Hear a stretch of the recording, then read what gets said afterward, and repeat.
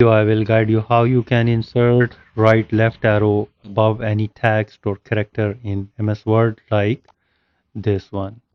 So in the first method, type anything like nature is. And now you want to insert right left arrow on it. So for this you need to go to the insert and on the shapes you need to click on that, and under the line you will see that there is a two-sided arrow.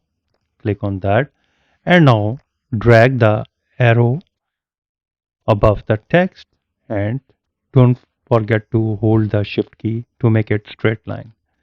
And now you can see that the two-sided arrow is inserted, and now you can go to the shape format and go to the shape outline and change the color as per your requirement.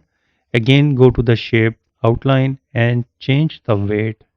For example, you can increase the thickness to 1 by half pt, and you can also move it to above and down as per your requirement. You can also go to the this shape styles, this styles. These are the pre-built styles.